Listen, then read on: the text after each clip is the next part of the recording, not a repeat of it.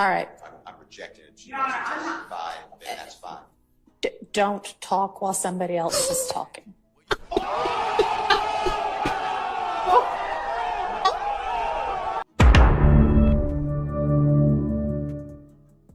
Any other defense attorney with questions for Mr. Melnick? What is Love going to say? There's no way she has anything to say right Hearing now. no other. Go ahead, Ms. Love. Thank you, Judge. Mr. Melnick, I'm just gonna be a little bit brief and I'm gonna clarify some things. Is Defendant Williams exhibit? Yes, Mr. Hart. Or speak just more loudly. Fair. Or come around and, yeah. You know what? I'll take the stand. I knew he was going to do it. I knew it. I knew he was going to not stand next Does to her. somebody have a copy of those exhibits for the court? He said, I'll take the stand. Judge, On my way. I'll give to the court the ones that he's I love admitted, this, and man. I'll just go ahead and use the ones that. This is hilarious. Okay, I thank knew you. he was going to take the stand. I should have said something. He said, I do not want to stand next to this chick. Oh Just my pull that mic down gosh. towards you and make sure the green is on. Mr. Melnick, Wow. Should be some button somewhere. You see where it is? Turns green. I don't Shout out to actually the see it. cameraman putting in Sounds work. to me like it's on. Yeah, sounds like it's on. Wow. All right, go ahead, Ms. Love. Thank you, Judge. Mr. Melnick, and Your Honor, I'm going to use, unless the court instructs me otherwise, I'm going to use the copies that I was given that I've marked as defendants the way that they've indicated they should be marked exhibits. Okay. Okay. Mr. Melnick, I'm showing you what is the copy of Defendant's Exhibit 1 Yes.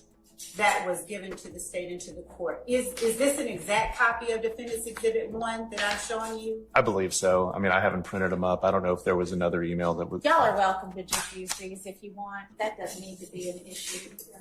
I mean, they were handed to you, Ms. Love, by Mr. Steele, right? Yes, Your Honor. All right, then they ought to be exact copies. May I? She said, stop being difficult. Just a second. Mr. Harvey, yes, can you not hear? Mm. Oh, me? Okay, sorry. I was just saying, I'm sure that the copies are the same, but if she wants to use the admitted copies, she can. I'll trade you. How about that? Yes. Yep, Judge Whitaker knows exactly what this chick is doing. Playing games.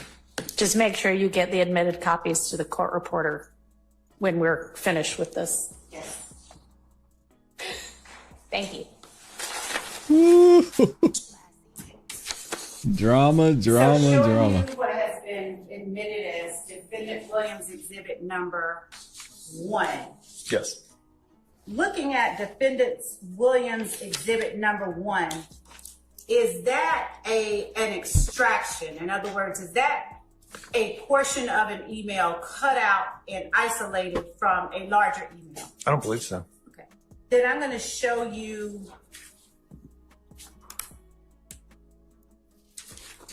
Defendant. No more games.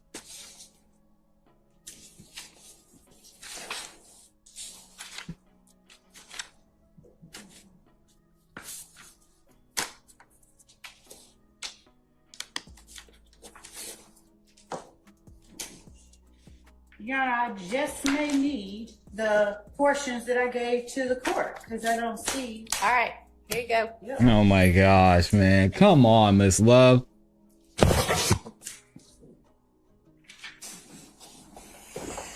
I'm with Judge Whitaker on this. I know she's about sick of her.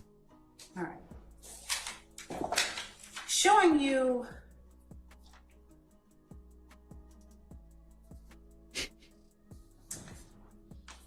what I will mark as State's Exhibit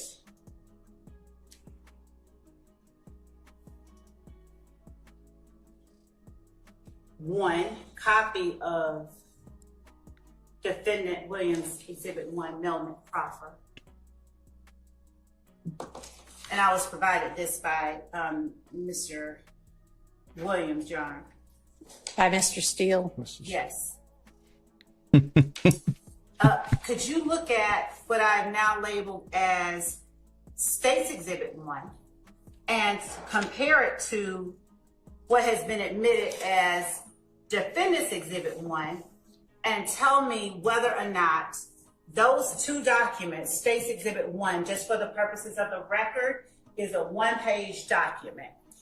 Could you tell me whether these two documents contain the content from the same email? So the content appears to be the same, other than the fact that on the one that you just marked, there what appears to be the seal from the Fulton County, the Atlanta Judicial Circuit. And in fact, the one that I've marked as State's Exhibit 1 is the actual email that Mr. Steele would have had access to, correct? It's a portion of the actual email chain. What's her point? Seal on it. Very often, if I'm sending an email, I'll just pick up from the last email that I sent to or from that individual. So that may well be. There may have been a prior email, but I mean, if it was between you and I don't remember exactly when it was. I'm showing you what has, I believe, been marked as Defendant Williams Exhibit number 2. Let's see if those two match. Give me 1 second, okay?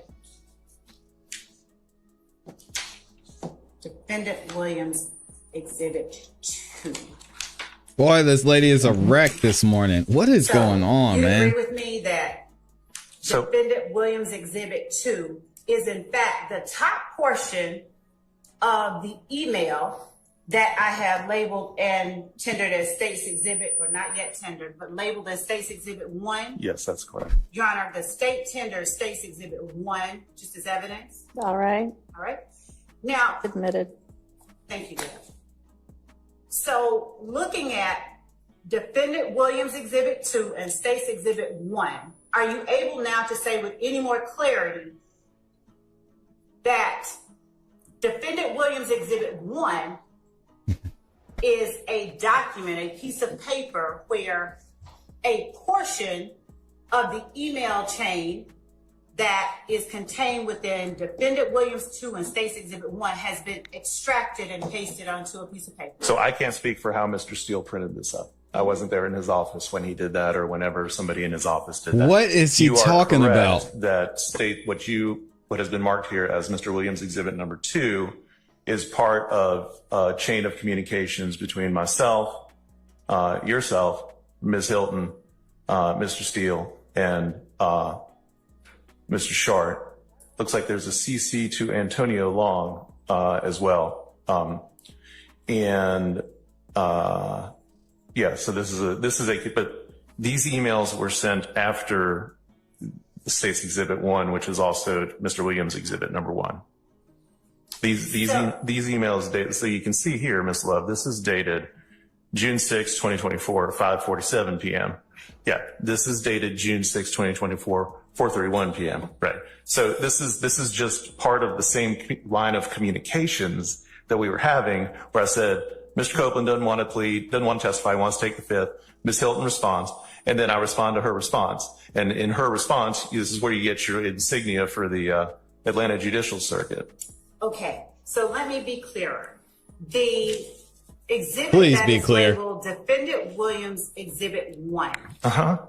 Did you ever forward that separately to Mr. Steele or Mr. Sharp? I think I just forwarded. I mean, I wouldn't have had to because they got the emails. Right. Okay. So they got this email initially. All right, y'all, when y'all are saying this email, we have no idea I got what you. you mean. Can you refer to the exhibit numbers? They got Mr. Williams' email number 1, exhibit number 1, which is the first email from June 6th at roughly 4:30 p.m. Then there was a response from Ms. Hilton, June 6th, 4:57 p.m. And that's Mark I don't know what Williams, too. point she's trying to make right here. And It's then confusing. I respond to that June 6th, 5:47 p.m. Okay, so And that's also on Williams. On 2, right? yes. Yeah, okay. So as it pertains to my original question, Defendant Williams Exhibit 1 was never a communication that you sent separate from the emails that are contained in Defendant Williams 2 and State's Exhibit 1. Is that wrong or right? That is wrong. Okay, so you sent, without forwarding the rest of what is labeled as Defendant Williams 2 and State's Exhibit 1, you sent an email that contained only the document that is labeled Defendant's Exhibit 1 to Mr. Sharp, Mr. Steele, Ms. Hilton, and myself. I sent it on June the 6th at 4:30. Right. And do you also see June 6th at Judge 4:30, Whitaker is regretting this at this 1 point p.m.? now. You say 4:30. You do mean 4:31 p.m.? Yes. Do you also see June 6th, 2024 at 4:31 p.m. on the email State's Exhibit 1? Yes. And in fact, the email State's Exhibit 1 is at the bottom, meaning it came before Yes. the emails that were Defendant Williams Exhibit 2. That is correct. Okay. And so, given that State's Exhibit 1 looks as it does, are you saying that the email that is Defendant Williams 1 is the entirety and not a part of any other email chain that you sent? This email was the first email sent. Okay, so when I say this email, I'm referring to Mr. Williams Exhibit number 1. Okay. Was the first email sent on June the 6th of 2024. Okay. That is Got the it. first email. Mr. Williams Exhibit number 2 is the continuation of that chain of emails in which Ms. Hilton responded to me, and then I responded to everybody else, Okay. including yourself. Thank you for clearing that up. Your Honor, I'm going to give back to the court's copies of these emails. Okay. What was the point in that? What the? And I apologize, they're not. That's I'm missing something here. I don't see the point in that line of questioning, but I guess you'll get into it. That was You were rough. asked, Mr. Melnick, about, I'm sorry, y'all.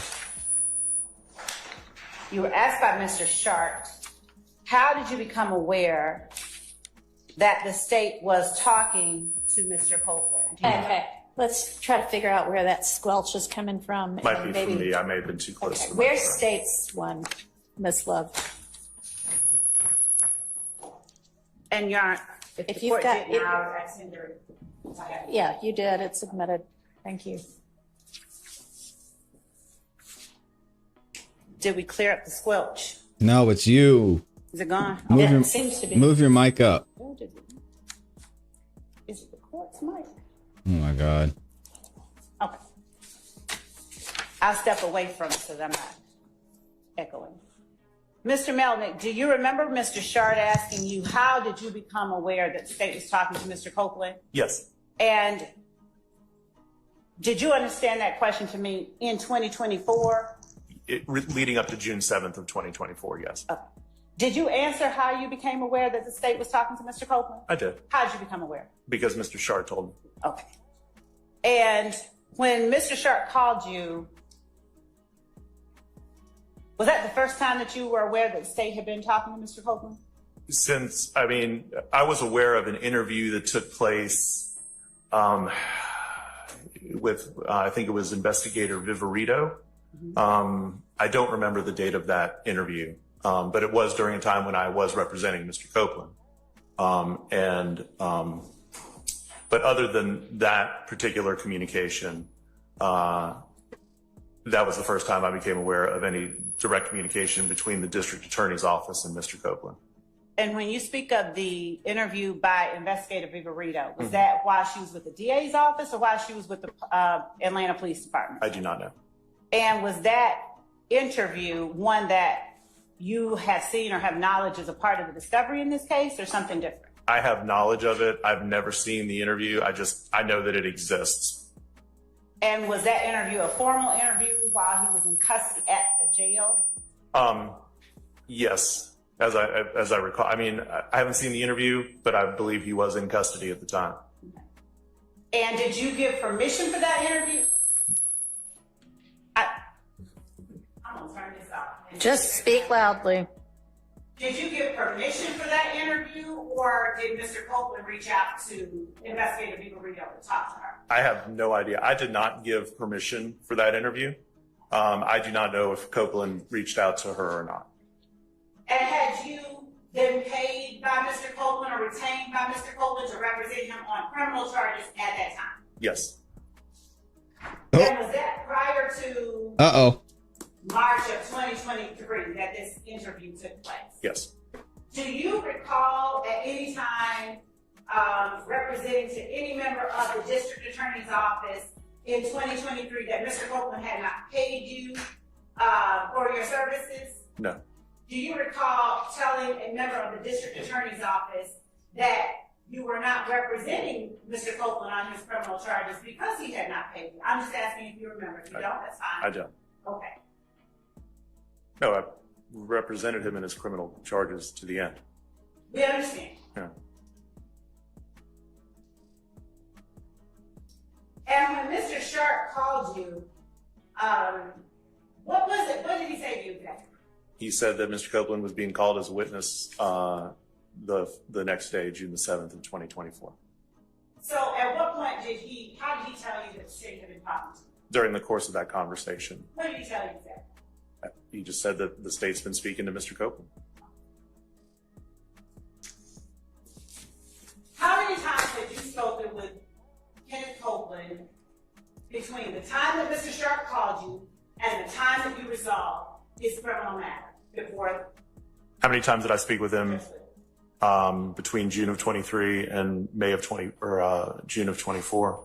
I mean, I can't give you an exact number, but Mr. Copeland has always been in communication with me. Did you speak with him more than one time? Yes. And during your communication with him, did he always have access to your phone? Always. Did he appear to always be aware that he could reach out to you at any time? This is something where we're going to have to, I don't feel comfortable. I can stop and pull that question all the way back. All right. She's basically said, hey, your attorney-client privilege, just throw that out the window. Tell me what y'all talked about. What is wrong with this lady, man? And the court can decide if the next question is privileged. Did you assure Mr. Copeland? I'm not going to talk about anything I said to Mr. Copeland. Jeez. I'm not going to talk about anything that I said to Mr. Copeland. What is wrong with this? Oh, man. Wow. Wow, wow, wow. Based on how you have already testified, is it safe to say Mr. Copeland didn't reach out to you and say to you? I'm not going to talk about any communication I had with Mr. Copeland.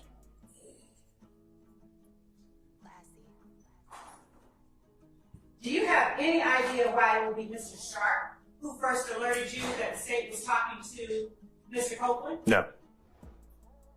Because the state didn't want him to know? They put him on the witness stand when he said he was going out of town? I mean, I could think of a couple of things. And are you aware of any communications Mr. Copeland made to state as it pertains to your representation of him after his criminal case was resolved? I'm not.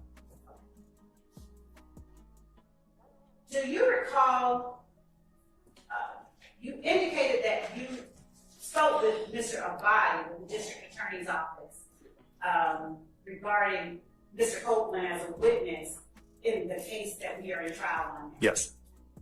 Do you recall telling Mr. Abadi that you were not representing Mr. Copeland beyond the criminal case? No.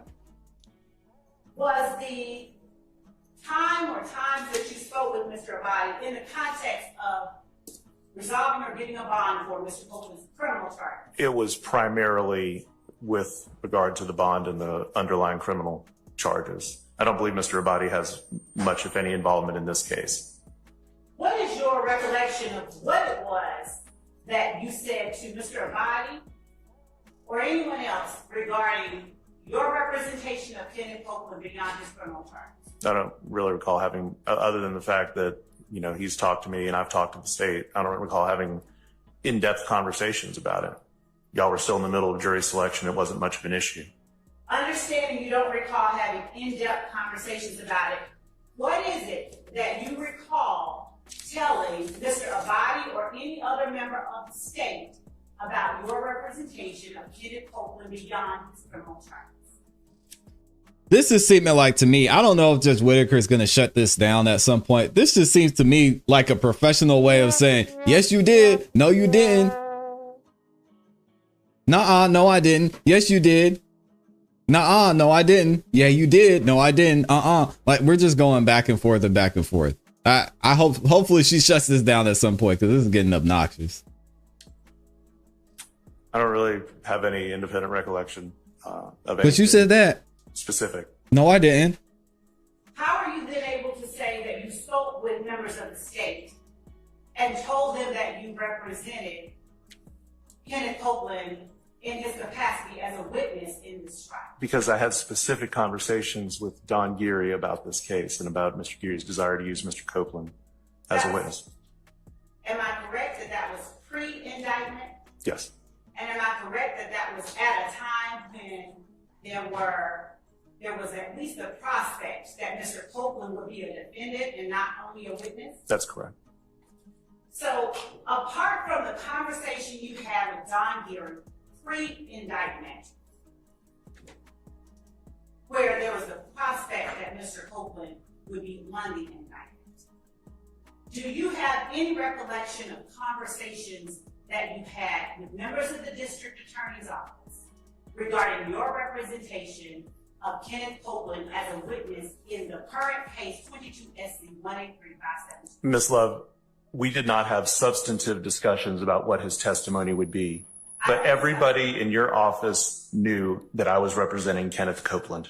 With respect, I don't mean substantive. I am asking you simply, do you recall what it was, if anything, you said to either Mr. Abadi or any other member of the district attorney's office regarding your representation of Kenneth Copeland as a witness only in the current case 22 SC 18357? Just that I'm representing him. And you recall specifically saying to some member He of the just said that. office, Asked and answered. apart from the criminal charges, Oh my that you God. resolved in 2023, you recall saying to a member of the district attorney's office, I'm representing Kenneth Copeland as a witness only in the YSL trial. I said that to you, okay? That is your memory. Yes. Where was this? Was it on the phone? Yes. Okay. And what was it? Was it before or after Mr. Copeland resolved Oh my the criminal charges? I guess before, because it was when we were talking about the bond issue. And so what exactly did you say about your representation? I said that I was representing him, and if you want to talk to him, talk to me. And when you said you were representing him, isn't it true that you were talking about this criminal charge? No, Miss Love, it's not true. Did you state that you were representing him beyond this criminal charge? Had you finished your answer? That's fine, yes. Make sure he finishes his answer before you put the next one on the floor, okay? Did you state that you were representing Kenneth Copeland Reel it in, Ms. Love. as a witness in the 22 SC 18357 case Yes. outside of the criminal charges? Yes.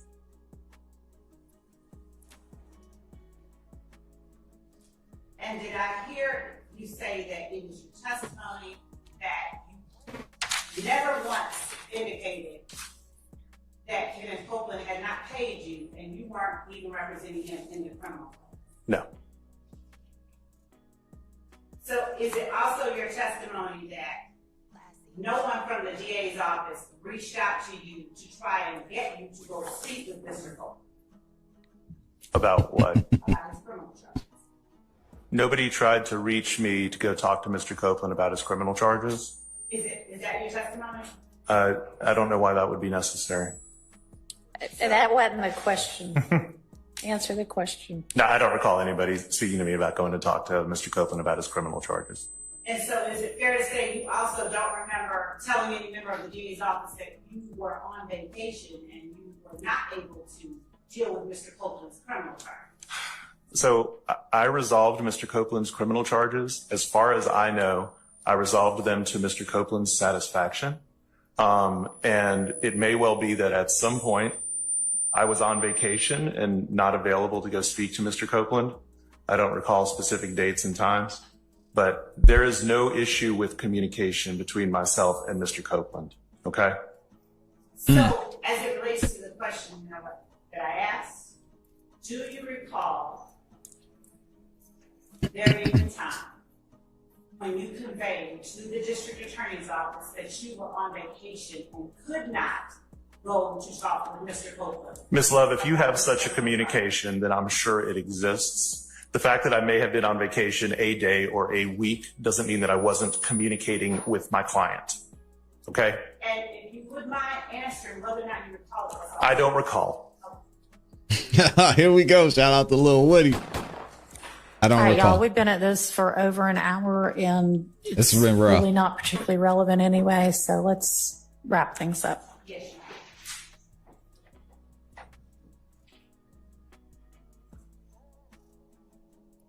When you spoke about Mr. Herzog and you said he was never involved in the case, do you know what it was that he was calling you about? He was calling me about Mr. Copeland testifying in the YSL trial. And you spoke with him Yes. and he said that? Yes. And what did you tell him? I told him that Mr. Copeland didn't want to testify. Now,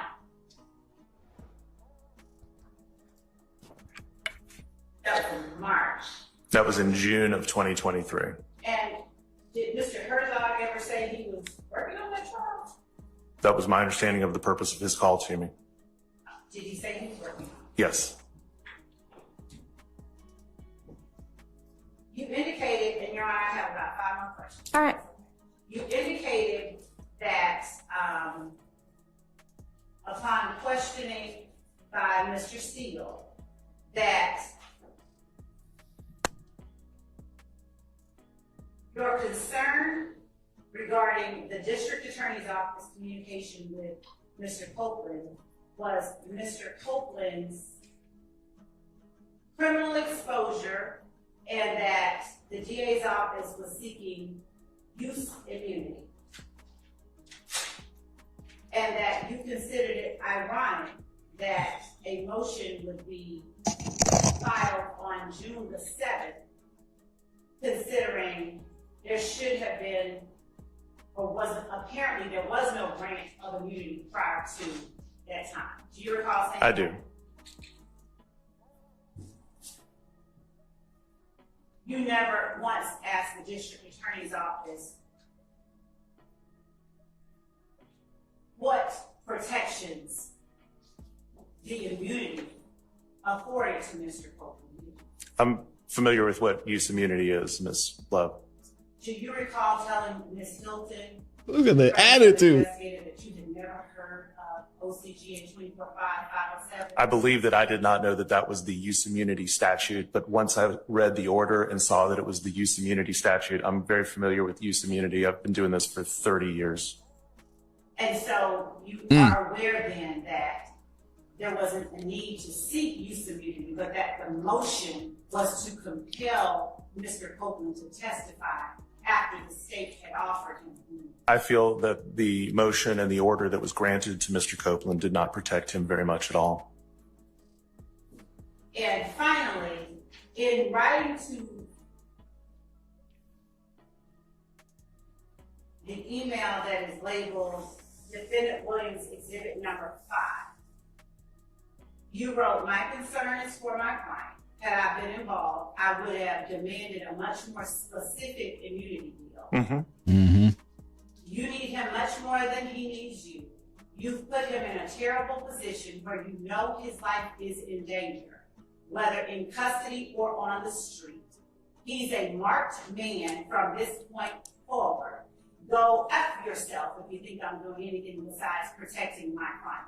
Yes. So what specifically did you intend to, you didn't include in here anything particular that you were to worry about with the immunity deal, but you were very specific about Mr. Copeland's potential danger from testifying. Is that wrong or right? We all know that Mr. Copeland is in danger by virtue of his testifying here. Now, are you asserting that he is in danger for any member of the state from testifying? No. And Yes. what Fannie Willis. specifically did you want more specifically because you do understand it's not an immunity deal. We can't use anything he says in any way against him. Yes. So understanding that, and that the motion was simply to compel Mr. Copeland to testify, given that he had received that, what much more specific information did you want to see in the movie? I would have demanded that he be given immunity from all state level prosecutions as a result of any action he may have had involved with any other individual in this case. And I would have seen if we could have included the feds in that as well. Absolutely. And did you not understand Full immunity. Mr. Copeland, or did you want more than what he was entitled? Did you not understand him to have been afforded immunity for anything he was asked about criminally, whether it was from the state or the defense? All that protects him from is from you using his testimony against him. So you did not understand Talk about it. that it actually protected us from using that testimony in any way to get information about him, to prosecute him regarding those matters. You didn't understand It protects him from from his testimony at trial being used against him, Ms. that. Love. And anything derived from that testimony. And anything derived from that testimony. Great lawyer. Get him. Derived from that testimony. Are you aware of that? Yes, ma'am.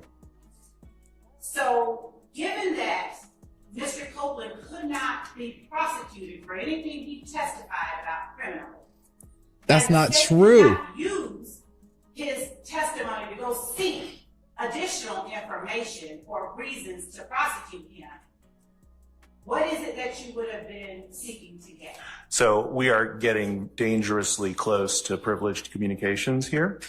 So, but I told you what I would have demanded. I would have demanded absolute immunity from any state level prosecution for any criminal action involved in this matter.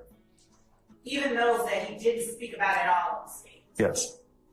And could you tell us just why it is that you would have felt that that was I think that's something that should have been Protecting his client.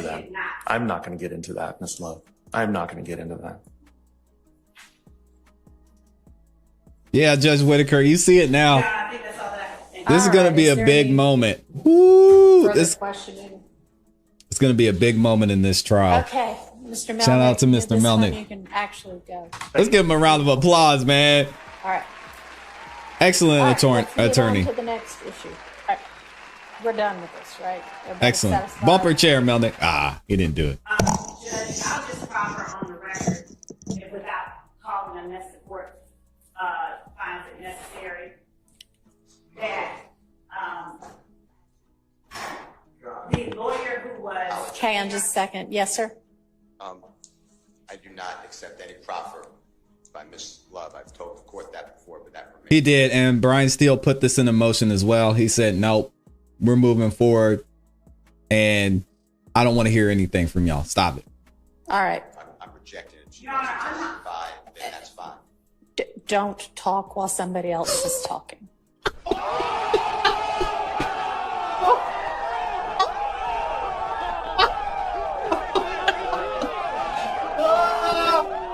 Oh no! Oh no! Oh no!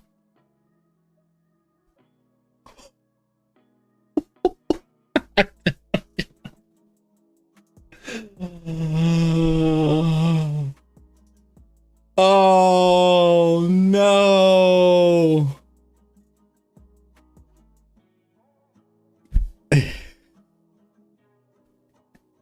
I told y'all. This is going to be a huge point in this case. Everything we saw with Glanville, the way he was going at the defense, the way he was calling Brian Steele unprofessional, unprepared, the ex parte meetings, everything is coming back full circle. Miss Love, y'all see her. She's snatching dreams out the air. She cannot keep her composure together. She's got her hips to the side. She's getting uptight. And Judge Whitaker is having none of it.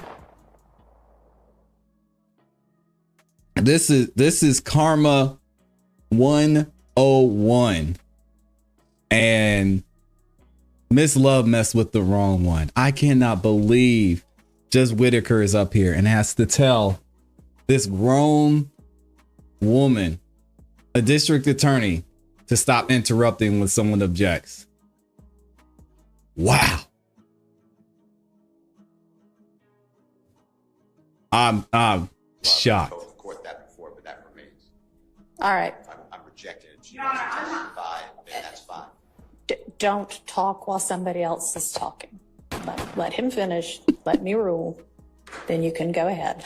I will listen to what your proffer is, because it's really not for Mr. Steele to accept or not. It's for the court to accept or not. Go ahead. So beautiful. That Mr. Abadi, who was earlier president of court, was on the call that I think Mr. Melman referenced that he had. He said he'd spoken to Mr. Abadi about Mr. Copeland and his representation of Mr. Copeland as a witness in this case. Mr. Abadi would testify that Mr. Melman specifically and explicitly said that he didn't want to have anything to do with his YSL case, that he was not representing him in his capacity as a witness in this case, and that when he was done with the criminal charges, that was it. I believe that he made some reference to a used car salesman or something like that. I don't remember exactly, but if necessary, I will bring Mr. Abadi back at some point to testify. All right. Well, if I am presented with a motion that makes that testimony relevant, then we'll hear from him at that time.